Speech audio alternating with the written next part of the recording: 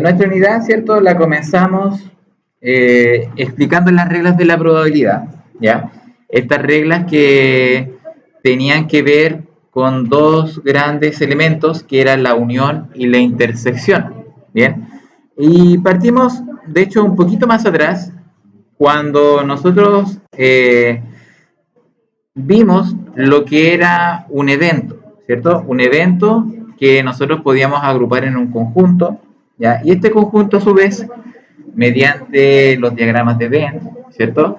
Nos permitió poder observar si es que había alguna, como les decía anteriormente, una unión entre ambos conjuntos o una intersección. ¿Bien? Ahora, eh, este conjunto, ¿cierto? Sabemos que es una colección de elementos que tienen funciones en común, ¿ya? Y que podíamos definirlo, ¿cierto? Por extensión, que era cuando yo decía que el elemento A era 1, 2, 3, 4, 5, o lo podíamos expresar como comprensión, que era, en vez de decir que el elemento A van a ser los primeros 5 números, ¿ya? Entonces lo puedo decir como comprensión, que es como describiéndolos, o por extensión, que es enumerándolos, ¿bien? Entonces esas dos maneras, ¿cierto? Yo tenía de decir, ¿cierto? Un conjunto. Ahora, dentro de eso mismo, ¿cierto? Nosotros aprendimos a cómo analizar estos conjuntos, estos diagramas de Venn, donde nosotros podíamos determinar, ¿cierto? Cuántos elementos tenía el conjunto A, cuántos tenía el B, cuánto era la intersección entre A y B, cuál era la intersección entre los tres conjuntos, ¿cierto? Que es este elemento central, que ese 2, por ejemplo, representaba que estaba tanto en el conjunto A, como en el conjunto B, como en el conjunto C. Bien. Y asimismo, ¿cierto? Nosotros pudimos calcular, como acordándonos, ¿cierto? De lo anterior, era cómo calcular la probabilidad, ¿sí? Y en la probabilidad, ¿cierto? Nos basamos en lo que decía la regla de Laplace, que indicaba que la probabilidad siempre, en el caso de tener un evento X probable, va a ser los casos favorables dividido los casos totales, ¿ya? Y eso siempre se va a ver, y eso va a depender obviamente qué es lo que iba a abarcar, ya sea unión o intersección, como podemos ver acá, ¿cierto? En el 1 o en el 2, pero siempre va a ser casos favorables dividido casos en total. Luego de que vimos, ¿cierto? Esta regla de Laplace, ¿ya? Que eso, ojo, que como les decía anteriormente, siempre va a ser cuando tenemos un experimento con X probables y el espacio muestral finito, ¿ya? Si nosotros vamos a trabajar bajo un experimento en donde tenemos infinitas posibilidades, no podemos utilizar la regla de Laplace, ¿ya? Ahora,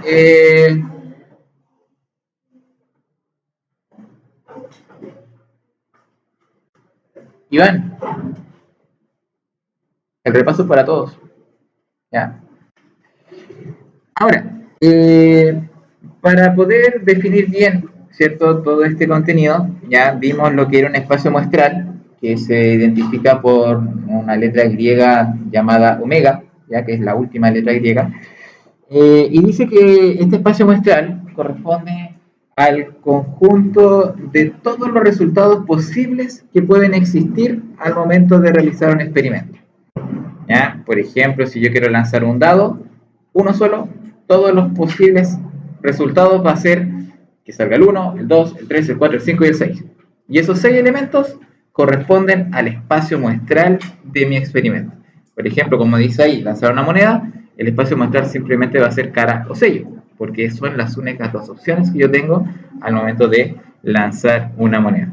Bien, ahora, los eventos, ¿cierto? A y B, ¿ya? Se define la unión entre ellos como aquel que cada elemento pertenece al conjunto A o pertenece al conjunto B, ¿bien? O también puede pertenecer a ambos conjuntos, ¿bien? Entonces, la unión de dos conjuntos es súper libre, por así decirlo, ya que el elemento que está dentro de esta unión puede estar o en el A, o en el B, o en ambos. Ya puede estar incluso en ambos conjuntos al momento de considerarse como unión. Y se denota por este símbolo que es como una U, pero un poco más abierta, es como una herradura mirando, apuntando hacia arriba, o apuntando hacia abajo. ¿Ya? Eso se dice unión. Ahora, para... Ya, ok, esa es como la unión. Ahora, la intersección, por otro lado, era, y acá es como un poco más discriminativa la intersección, ya no es tan libre como la unión. En la discriminación nos decía que el elemento que está como intersección debía estar obligatoriamente en los dos conjuntos que estoy intersectando. Por ejemplo, si yo quiero la intersección de A y B, el elemento que esté mencionando debe estar en el A y debe estar también en el B. ¿Ya? No queda libertad de que está en el A, o está en el B, o está en ambos. No, acá la intersección es I. Y en el A y en el B. Y si estoy intersectando tres conjuntos, en el A, y en el B, y en el C. ¿Ya? No existe la posibilidad de que esté fuera. ¿Ya? Entonces, por eso siempre, cuando nosotros leemos problemas de la vida cotidiana en donde tenemos que ver la unión o la intersección, cuando yo estoy preguntando sobre se cumple en algo o en algo, es porque estoy uniendo. Pero si digo si se cumple en A y en B, es porque estoy intersectando. Entonces la O siempre está asociada con la unión y la I está asociada con la intersección, ¿ya? Porque es un poco más excluyente, ¿cierto?, este concepto de intersección. Bien, ahora, también vimos brevemente, ¿cierto?, que como concepto solamente, porque tampoco lo aplicamos, que el conjunto universo, ¿cierto?, es aquel que representa y que contiene a todos los elementos y que también se representa por la letra U, ¿ya?, de universo. Y por otro lado también tenemos este famoso conjunto en donde no tiene ningún elemento, ya que es el conjunto vacío.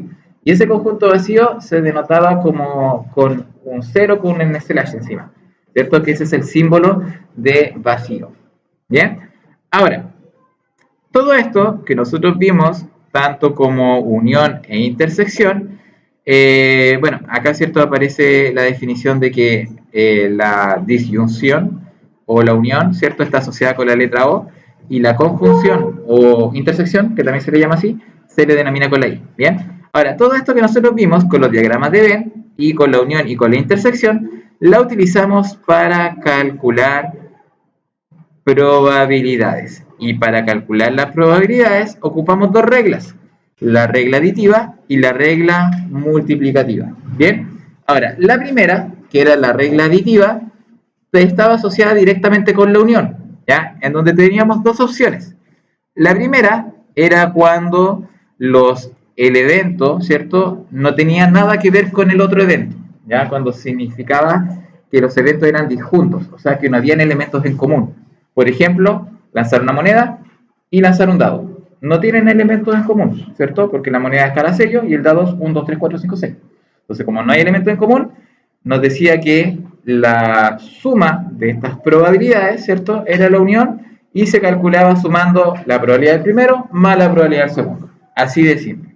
El problema lo teníamos cuando los eventos tenían elementos en común. Por ejemplo, cuando de un mazo de cartas sacábamos los ases y sacábamos las cartas de corazón, por ejemplo. Teníamos elementos que estaban tanto en los ases como en los corazones, por ejemplo, en las de corazón. Estaba en un conjunto y también en el otro. Ahí teníamos la existencia de una intersección. Entonces yo no podía calcular la suma de esos eventos directamente sumando la primera con la segunda, sino que acá teníamos que aplicar la fórmula que aparece acá, ¿cierto? En donde yo tenía que, para unir esos dos conjuntos, sumar la primera, sumar la segunda, pero restar la intersección, restar lo que tienen en común. Y ahí yo calculo siempre la unión de dos conjuntos. Ahora, esa fórmula que aparece ahí es súper importante porque la puedo también utilizar cuando los elementos no tienen nada en común. ¿Por qué? Porque simplemente puedo sumar la primera, sumar la segunda y después simplemente le resto cero, porque no hay nada en común. Entonces puedo ocupar esa fórmula para ambos. Bien, y eso es respecto a la unión. Ahora, con respecto a la multiplicación, ¿cierto? Bueno, aquí tenemos los ejemplos, ¿cierto?, que analizamos en clases. Ya, antes de la multiplicación, tenemos que cuando Un experimento lo podemos representar en diagramas de árbol, significa que cada ramita que nosotros vamos a tener o cada camino que vamos a tener en el árbol va a ser independiente unos con otros. Entonces, si nosotros somos capaces de representar un experimento mediante un diagrama de árbol, significa que yo puedo sumar perfectamente esas probabilidades y no tengo que restar nada que tenga conlleva, pero siempre sumando en la rama. Si yo sumo el eslabón, la base o lo que está más arriba, los pisos, ahí sí tengo que empezar a restar lo que tengan en común. Ya, pero cada ramita va a ser independiente una con otra. Así que esas sí las puedo sumar sin problema. Bien. Ahora,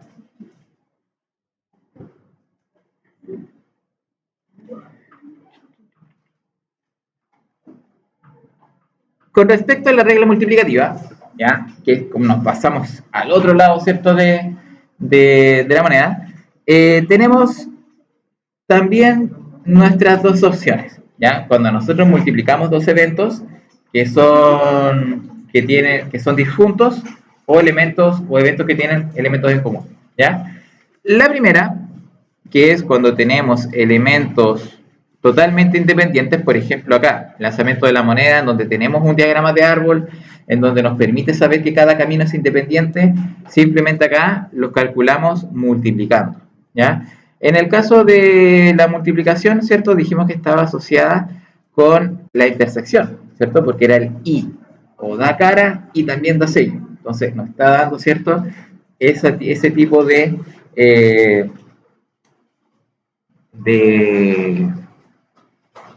condición, ya es condicional, ya es condición que sea cara y que después sea sello y que después sea cara, entonces, ¿cierto? Vamos dando una intersección de varios conjuntos. Ahora, ciertos eventos, ciertos experimentos que yo voy realizando son independientes, simplemente multiplico la probabilidad de la primera por la probabilidad de la segunda, por la probabilidad de la tercera, dependiendo de la cantidad de eventos que yo haga, y eso me va a dar el resultado directo, ¿ya? Eso es siempre y cuando los eventos sean independientes. Ahora, si el evento es dependiente, ya acá vamos a tener que saltarnos a otro concepto que se denomina probabilidad condicional.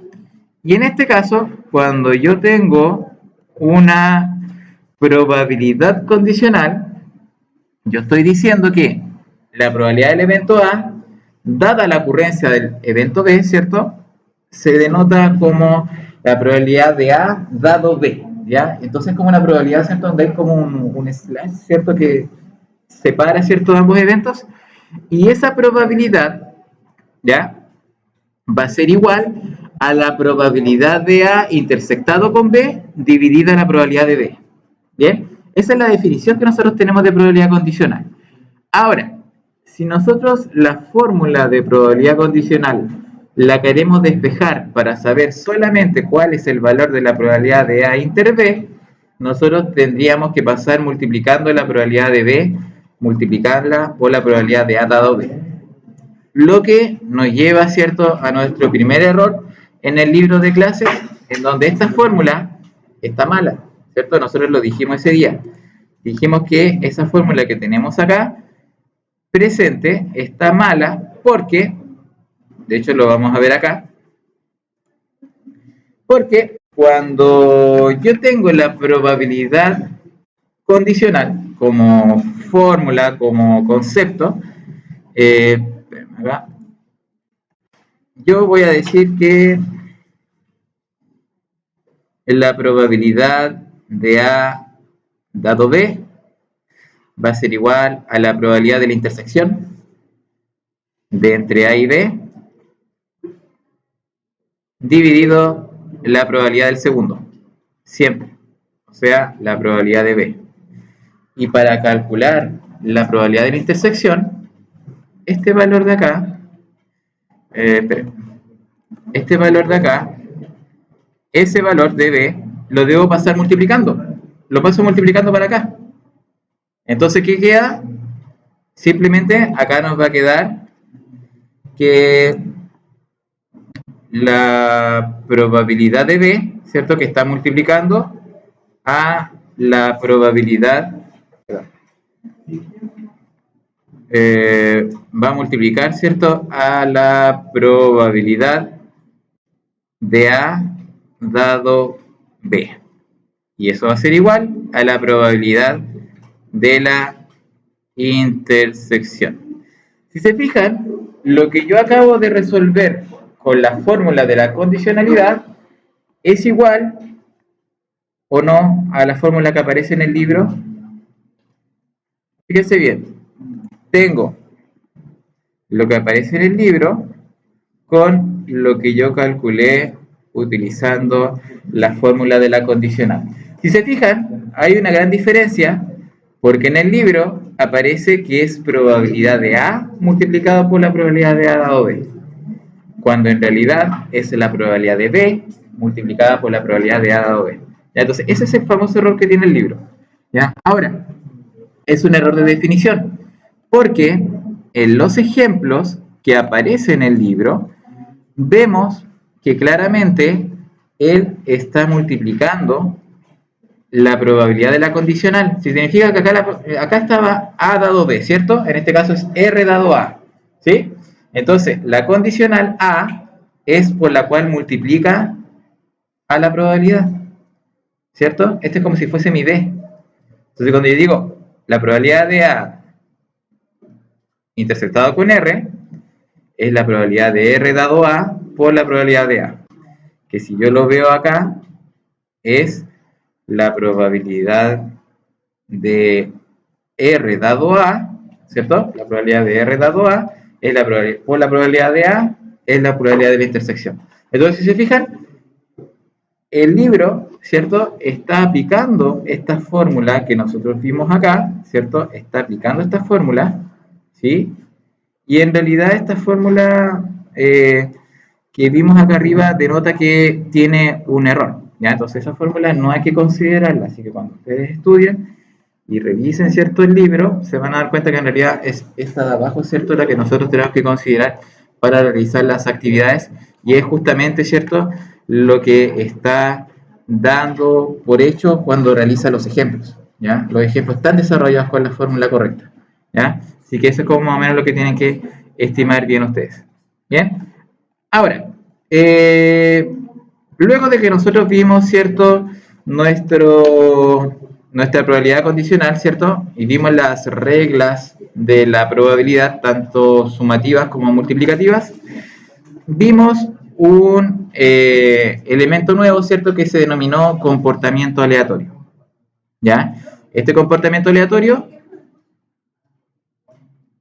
estaba de la mano, ¿cierto?, con nuestra tabla de Galton, que no era más, ¿cierto?, que un experimento que se realizaba lanzando una bolita, y esta bolita, ¿cierto?, iba rebotando siguiendo aleatoriamente uno de los dos caminos, o se iba a la izquierda o se iba a la derecha, no tenía otra opción. Y teníamos que ir viendo, ¿cierto?, y contando cuál salida era más probable, ¿cierto?, que llegara mi bolita. Ahora, nos dimos cuenta por la cantidad de caminos que acá existían, que mientras más al centro tenía una salida, era más probable que saliera mi bolita. ¿Ya? ¿Por qué razón? Porque ahí yo podía determinar más caminos. O sea, habían más caminos para que llegaran, por ejemplo, a la tercera salida.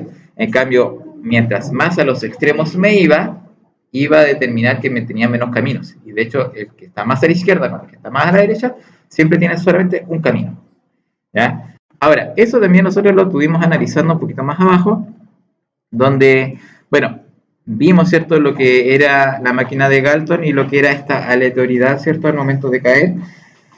Y acá, ¿cierto?, pudimos analizar todos los posibles caminos, ¿cierto?, que podíamos obtener dependiendo de la salida que queríamos, y claramente nos determinaba que la salida 3 era la que más caminos, ¿cierto?, podíamos determinar, y por eso es más probable que una bolita, cuando sea lanzada, salga por la mitad y no salga por los extremos. Ahora, eso no quiere decir que no vaya a salir nunca, sino que es menos probable. Luego, ¿cierto?, se fue realizando una distribución, lo vimos de tres modos, lo vimos como la máquina de Galton, lo vimos como la distribución de agua por cañerías, y también lo vimos como laberintos, ¿ya? En donde nosotros podemos ver de qué manera iba a darse, ¿cierto?, esta maquinita. Bien, y obviamente habían actividades, ¿cierto?, que también paralelas a las que estuvimos revisando en el libro, donde nosotros podíamos ir viendo el comportamiento aleatorio de las pelotitas, y dependiendo de la cantidad de pelotitas que nosotros quisiéramos colocar y la velocidad, que era similar al video que nosotros vimos, que donde se hacía en vivo, ¿cierto?, el experimento de la maquinita de Galton. Bien, y eso básicamente es lo que nosotros hicimos, ya fue lo que nosotros estuvimos trabajando, y es lo que va a entrar, ¿cierto?, como resumen en la evaluación, ¿ya? Por lo tanto, ¿qué es lo importante que deben aprenderse? Aparte de lo que es el trabajo con la maquinita de Galton, que es este resumen que aparece acá arribita, que era, primero, comprender, ¿cierto?, los diagramas de eventos, ¿ya?